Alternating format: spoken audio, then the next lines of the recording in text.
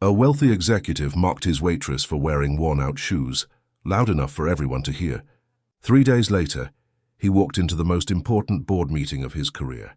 When he saw who was sitting at the head of the table, his blood ran cold. The lunch rush at Rosewood Bistro moved with practiced chaos, silverware clinking against plates, while conversations rose and fell like waves breaking on distant shores. Afternoon sunlight poured through floor-to-ceiling windows, illuminating dust particles that danced above white tablecloths and fresh flower arrangements costing more than most people spent on groceries. This was where the city's business elite came to be seen, to make deals over $40 entrees, to measure their success against the success of others at neighboring tables. At table 15 sat Cameron Webb, regional director for Titan Industries, his designer suit crisp and his confidence absolute, about to make a comment that would haunt him in ways he couldn't possibly anticipate. And approaching his table with a professional smile was Nicole Chen, carrying his order while wearing shoes that had seen better days, shoes that would become the catalyst for his professional humiliation. Before this story takes you into what happened next, pause for just a moment. If you believe in karma that moves with perfect timing, in the danger of judging people by their appearance, and in the sweet justice of bullies facing their targets from positions of powerlessness, please like this video, share it with someone who needs to remember that you never know who someone really is, and subscribe to Untold Kindness Journey. Your support helps us tell stories that prove assumptions about worth based on appearances will eventually come back to destroy you. Cameron Webb was 42 years old, a man who'd climbed the corporate ladder through aggressive networking and careful image management, understanding that in his world, perception mattered more than substance. He drove the right car, wore the right labels, attended the right clubs, and surrounded himself with people who reinforced his sense of superiority. His position at Titan Industries was solid, but not secure, always one quarterly report away from being replaced by someone younger and hungrier. So he compensated by asserting dominance wherever possible, over subordinates, over service workers, over anyone whose position gave him permission to punch down without consequence. Nicole had worked at Rosewood Bistro for 8 months, saving every penny toward her MBA while working full-time and caring for her younger brother after their parents died. Her shoes were indeed worn, the soles thin and the leather creased from months of 12-hour shifts on her feet, but replacing them meant choosing between shoes and textbooks, between personal comfort and her brother's college fund, between pride and survival. She'd chosen survival, accepting that some customers would notice her shabby footwear and judge her accordingly, deciding that their judgment mattered less than her goals. She was wrong about judgment not mattering, but only because she couldn't predict how spectacularly that judgment would backfire. She delivered Cameron's lunch perfectly. The steak cooked exactly to his specifications, the wine poured at precisely the right level, but as she turned to leave, Cameron's voice cut across the restaurant loud enough for surrounding tables to hear. "Excuse me, miss." His tone carried theatrical concern designed to draw attention. "I couldn't help but notice your shoes. Are those the best this establishment can provide for its staff?" His business associates at the table laughed on cue, recognizing this as performance rather than genuine concern. Nicole's face flushed, but she maintained her professional composure. "I apologize if my appearance is unsatisfactory, sir. Is there anything else I can bring you?" Cameron wasn't finished, emboldened by his audience and secure in the power dynamic that made mockery safe. "I'm just saying, a place like this charges premium prices. You'd think they could afford to dress their waitstaff appropriately. Maybe invest less in flowers and more in proper footwear." More laughter from his table, other diners pretending not to hear while clearly listening. Nicole standing there absorbing humiliation she couldn't respond to without risking her job. "Her shoes tell customers this restaurant doesn't care about standards," Cameron continued, warming to his performance. "If I owned this place, I'd have a dress code that actually meant something." Nicole's jaw tightened, but her voice remained steady. "I'll pass your feedback to management. Please enjoy your meal." She walked away with her dignity intact but her face burning, aware of whispers and glances following her across the dining room, knowing this moment would replay in her mind during sleepless nights when exhaustion and doubt made her question whether her sacrifices were worth it. Cameron returned to his conversation satisfied, having demonstrated his superiority, having entertained his associates, having exercised the privilege of mocking someone who couldn't fight back. He forgot about the interaction within minutes. Just another moment of casual cruelty in a life built on them, completely unaware that 3 days later, that forgotten waitress would reappear in a context that would shatter his carefully constructed world. The board meeting was scheduled for Thursday morning, the most important of Cameron's career. Titan Industries was merging with Apex Capital, a massive deal that would reshape the industry and determine which executives survived the consolidation.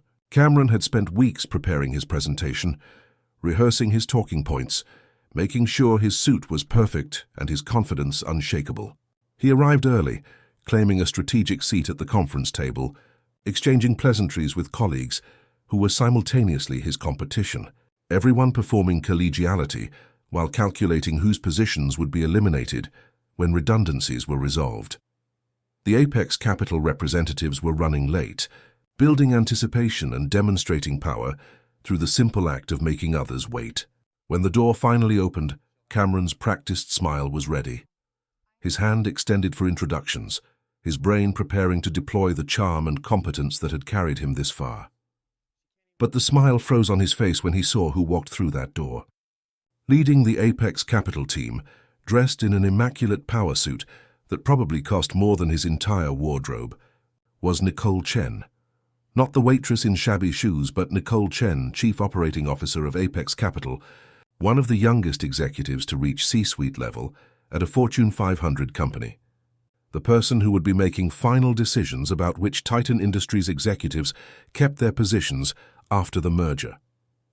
Their eyes met across the conference table, and Cameron watched recognition flash in hers, followed by something that might have been amusement or might have been calculation.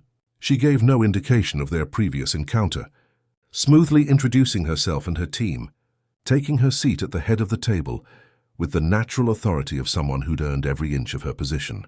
Cameron's mind raced, panic flooding his system as he realized the magnitude of his mistake. The woman he'd publicly mocked, whose worth he'd measured by her footwear, now held his professional future in her hands. Every cruel word he'd spoken echoed in his memory with new and terrible significance. The meeting proceeded with excruciating professionalism. Nicole was brilliant, her analysis sharp, her questions incisive, her command of complex financial data absolute.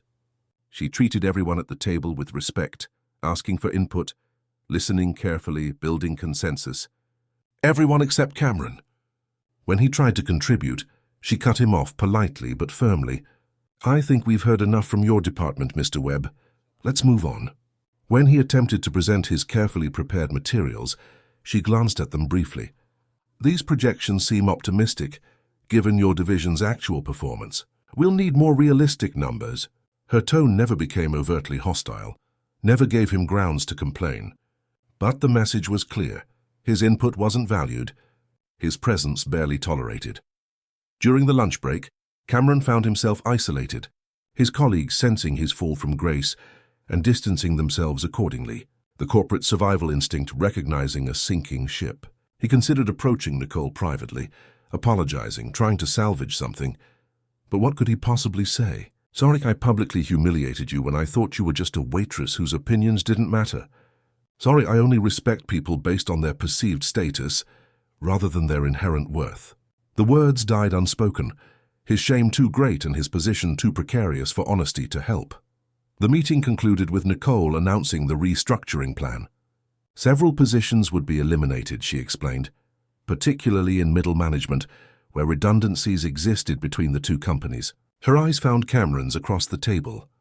"Mr. Webb, your position is one we've identified as redundant. We'll be offering you a severance package, generous by industry standards. I trust you'll land on your feet somewhere, perhaps somewhere that values appearance over substance, since that seems to be your primary metric for judging worth." The words were delivered with perfect professional courtesy, but everyone in the room understood what had just happened. Cameron had been fired, and the subtext made clear this wasn't just about redundancy, but about consequences for his character. Cameron cleaned out his office that afternoon, his career at Titan Industries over, his reputation damaged in ways that would follow him through industry networks, where people talked and stories spread. He'd been humiliated by someone he'd considered beneath him, destroyed by assumptions he'd made based on worn-out shoes, defeated by karma wearing an expensive suit and carrying an MBA from Harvard Business School, which he would have known about if he'd bothered to see Nicole as a person, rather than just a waitress whose appearance he could mock for entertainment. Nicole never mentioned the incident publicly, never had to, her actions speaking louder than explanations, but privately, she reflected on that moment at Rosewood Bistro, how Cameron's cruelty had stung despite her knowing it said more about him than her, how she'd gone home that day and cried from exhaustion and humiliation and doubt. His mockery hadn't broken her because she'd already survived worse, had built resilience through years of working multiple jobs while excelling academically, had learned that opinions from small people didn't define her worth. But watching him squirm in that board meeting, watching him realize too late that kindness cost nothing, while cruelty eventually costs everything, that brought a satisfaction she wouldn't apologize for feeling.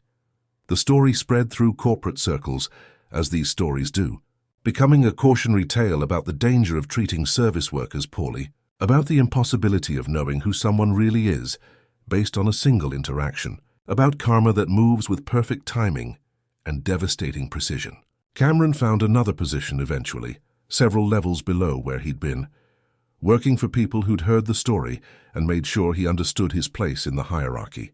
And Nicole continued rising, her success built not on tearing others down, but on lifting people up, on treating everyone with respect, regardless of their position, on remembering what it felt like to be judged for your shoes while working towards something better.